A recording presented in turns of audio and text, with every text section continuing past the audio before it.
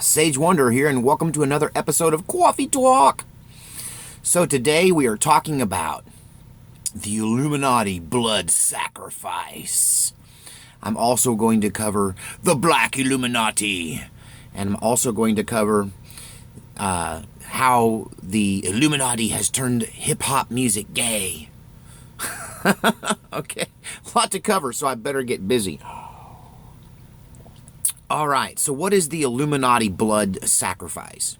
So if you saw my Sell My Soul, my True Crossroads story video, then you will know that I believe, as well as many others in the music business, believe that the powers that be will not let you succeed unless you sell your soul to the devil.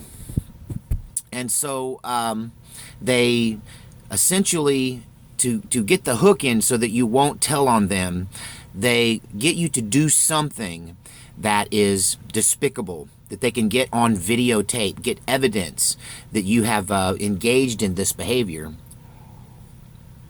And they hold that over your head so that if you ever try to discredit them or to expose them, rather, that they can use this evidence against you and put you in prison or make you look like a horrible, horrible person, so that no one will believe you. However, since that experience that I had, which was, gosh, I guess it was 20 some odd years ago, 25 years ago, that now they're requiring even more of the people that they bring into the music business. Apparently, just signing on the dotted line is not enough.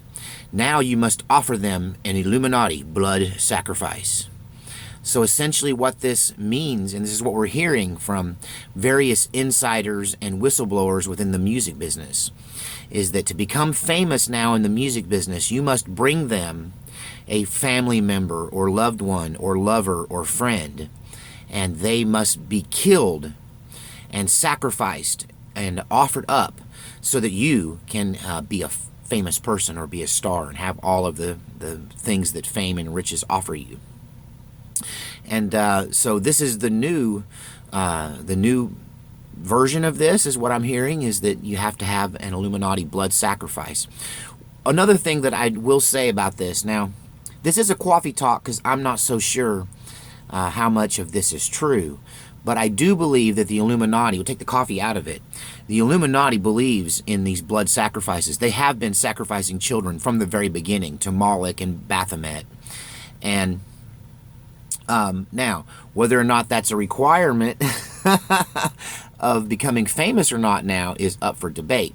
That part I'm not sure about, but it does make sense that you would have to now buy your way in with a human sacrifice. Because I do know this, and I believe this for a fact. Take the coffee out of the picture. I do believe this for a fact, that the Illuminati, the evil, satanic, pedophile, devil worshippers, the Luciferians, are stepping up their sacrifices and are sacrificing more and more and more to try to obtain more and more power, because they are making their move.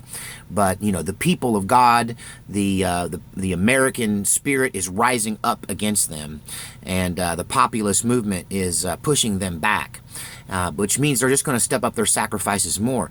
Now, is it a requirement to be in the music business now? It seems to me that this is being told enough to where you have to consider it.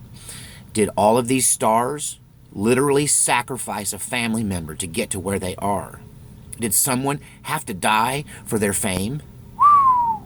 That is very disturbing. Now, another form of Illuminati blood sacrifice is when they just need a big sacrifice, one that's important. And in those instances, they sacrifice the talented individual themselves. Many people believe that Prince was a blood sacrifice for the Illuminati to gain more spiritual power, that they killed him in a ceremonial way and sacrificed him. Many people believe that Robin Williams' suicide was actually a Illuminati blood sacrifice.